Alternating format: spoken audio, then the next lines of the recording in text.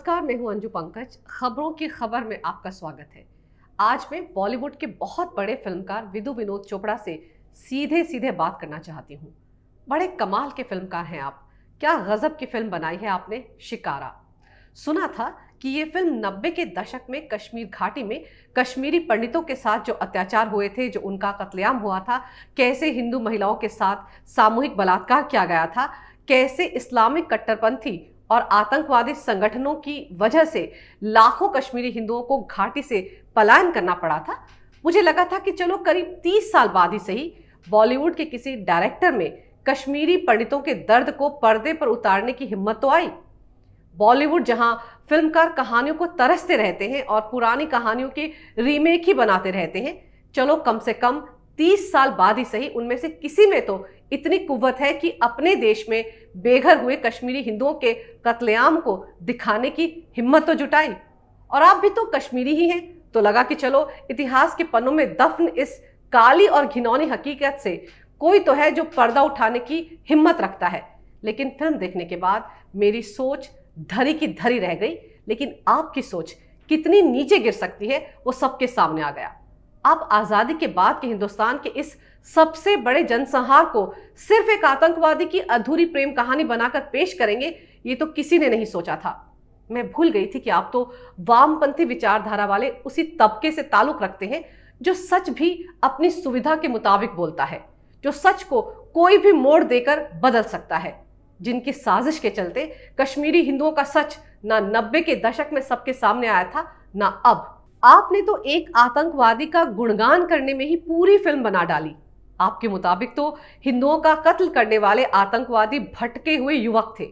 हिंदू महिलाओं का सामूहिक बलात्कार करने वाले आतंकवादी बड़े ही नेक दिल थे, उसूलों के पक्के थे, जमीर के सच्चे थे, सबके सब बड़े ही अच्छे थे। तो फिर हिंदुओं को घाटी क्यों छोड़नी पड़ी? चोपड़ा साहब, ये एक हकीकत है, इस देश के एक राज्य का काला घिनौना सच है। अगर आप सच में कश्मीरी हैं तो आप कैसे भूल गए कि जनवरी 1990 में घाटी में क्या हुआ था? याद दिला दूं आपको कि कश्मीर में जनवरी 1990 में क्या हुआ था। अपने दिमाग का इस्तेमाल कीजिए, जरा यादों को ताज़ा कर लीजिए। 4 जनवरी 1990 को आफ्ताब समाचार पत्र में हिजबुल मुजाहिदीन ने प्रेस रिलीज छपवाकर घाटी के हिंदुओं से घाटी छोड़ने को कहा था। ऐसा धमकी भरा प्रेस रिलीज एक दूसरे अखबार अल सबा में भी छपा था। फिर इसी तरह के नोटिस कश्मीरी पंडितों के घरों के बाहर चस्पा दिए गए।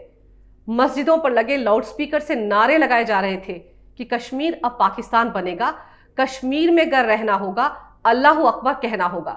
मस्जिदों से ऐलान किए जा रहे थे, जागो जागो, रूस में बाजी हारी है, हिंद पे लर्जादारी है, अब कश्मीर की बारी है। ये गाना बार बार मस्जिदों से बजाया गया। ए जालिमो, ए काफिरो, कश्मीर हमारा छोड़ दो। यहां तक ऐलान किए गए मस्जिदों से कि कश्मीर बनेगा पाकिस्तान, पर पंडित आदमियों के बगैर, लेकिन पंडित औरतों के साथ। आपकी फिल्म अगर कश्मीरी हिंदुओं के कत्लेआम पर थी तो ये सब फिल्म में कहां था? कहां था कश्मीरी हिंदुओं का दर्द? कहां था वहां हुए अत्याचारों का लेखा जोखा? चोपड़ा साहब, आपने तो पूरी फिल्म में हिजबुल मुजाहिदीन या कट्टरपंथी संगठनों या अलगाववादी संगठनों का कहीं कोई जिक्र ही नहीं किया। मान गई आपकी डायरेक्शन को, पूरी की पूरी हकीकत को पलट दिया। हर कोई जानता है कि गजबे हिंद का नारा लगाने वाले इस्लामिक कट्टरपंथी संगठनों ने घाटी में कश्मीरी पंडितों का कत्लेआम किया था। सिर्फ हिंदुओं को मारा ही नहीं गया था, उनकी जमीन जायदाद छीन ली गई थी और इज्जत को तार तार कर दिया गया था।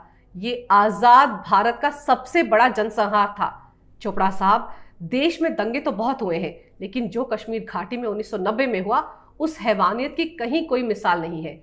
ऐसे लोगों को घाटी से भगाया गया जो सदियों से इस घाटी में रह रहे थे।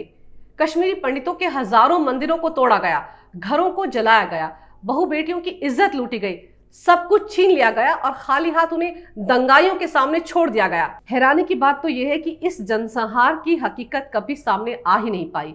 एक तो सरकार ने छिपाया, दूसरे इतिहासकारों ने दबाया और कई वामपंथी और जिहादी संगठनों ने इसे सामने नहीं आने दिया। चोपड़ा साहब, ये बताइए कि क्या इनमें से किसी आतंकवादी संगठन ने इस फिल्म को फाइनेंस किया है? जो आपने फिल्म तो बनाई, पर इस फिल्म में सिर्फ आतंकवादियों का गुणगान करते हुए हिंदुओं पर हुए अत्याचार को अमेरिका के मत्थे मढ़ दिया। वाह, क्या ट्विस्ट दे डाला आपने पूरी हकीकत को। सुना था मैंने कि फिल्मकार फिल्मों को ज्यादा हिट बनाने के लिए कहानी से अक्सर छेड़छाड़ कर लेते हैं, लेकिन ये तो हकीकत थी, कोई कहानी नहीं थी जनाब। यहाँ तो आपने कश्मीरी हिंदुओं पर हुए अत्याचार के काले इतिहास पर पूरी तरह व्हाइट वॉश कर डाला। इसीलिए फिर पूछ रही हूं कि क्या इस फिल्म में किसी आतंकवादी संगठन, अलगाववादी संगठन या कश्मीर के किसी राजनीतिक दल ने पैसा लगाया है क्या?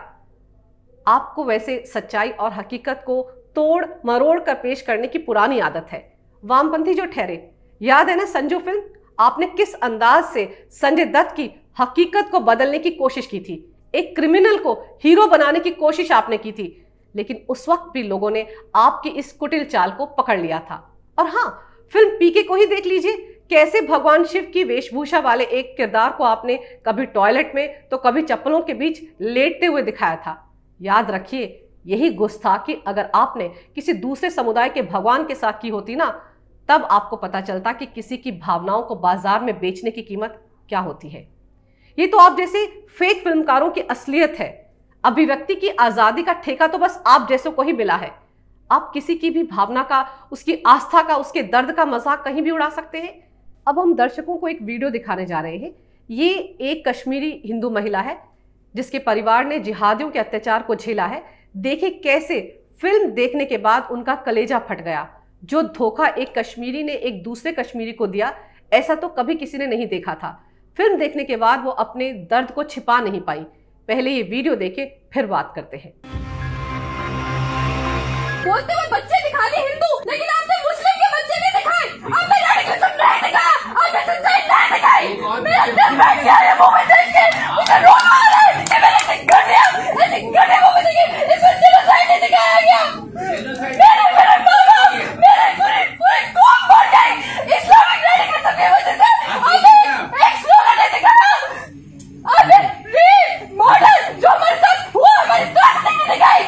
और आप एक दो मुस्लिम बहुत अच्छी एक्टिंग करी, बहुत बढ़िया, लेकिन इसके बदले कश्मीरी पंडित या हिंदू में हो सकते थे। ये पॉलिटिक्स क्यों करी हमने?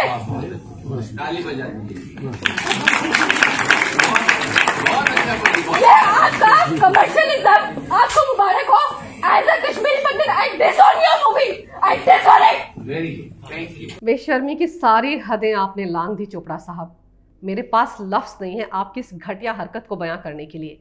ये कश्मीरी महिला जिसके परिवार ने ये दर्द झेला था, जब आपके सामने रोते हुए अपनी बात रख रही थी तो आप तालियां पिटवा रहे थे। वाह, कोई इंसान जो फिल्मकार है, पढ़ा लिखा है, पहले तो इतने संवेदनशील मसले पर एक वाहियात फिल्म बनाता है, फिर तुर्रा देखिए कश्मीरी पंडितों को फिल्म की खास स्क्रीनिंग के लिए बुलाता है और उम्मीद करता है कि उसके इस झूठ के पुलिंदे को देखकर लोग खुशी से तालियां पीटेंगे। मुझे तो ये वीडियो देखकर हैरानी हो रही कि आप बिना पिटे वहां से बाहर कैसे आ गए।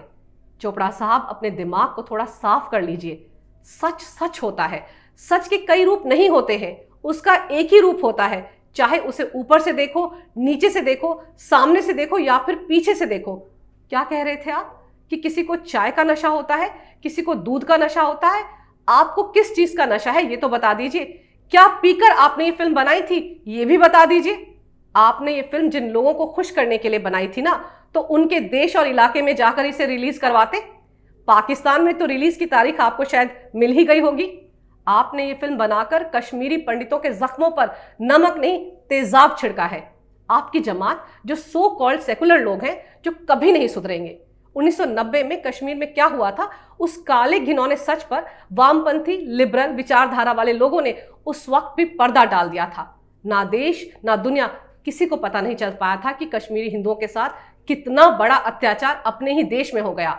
वो अपने ही देश में शरणार्थी बन गए और आज 30 साल बाद आप जैसे फिल्मकार ने उस कत्लेआम पर फिल्म भी बनाई तो क्या बनाई? किसे खुश करने के लिए फिल्म बनाई गई है? किसकी आंखों में धूल झोंकने के लिए आपने ये फिल्म बनाई? किसे क्लीन चिट दिलवा रहे हैं आप इस फिल्म के जरिए? क्या ये कहना चाहते हैं आप कि घाटी में सब कुछ ठीक था, बस चंद नारों से डरकर कश्मीरी पंडित वहां से भाग गए? दिल्ली आइए जनाब, शाहीन बाग में भी ठीक वैसे ही नारे लग रहे हैं। कोई हिंदू दिल्ली से भागता दिख रहा है आपको तो बताइए। चोपड़ा साहब, नारों से डरकर नहीं भागे थे हिंदू। 60,000 हिंदुओं का कत्लेआम किया गया था घाटी में, हिंदू औरतों का सामूहिक बलात्कार किया गया था। है हिम्मत तो दिखाइए सच्चाई को अगली फिल्म में।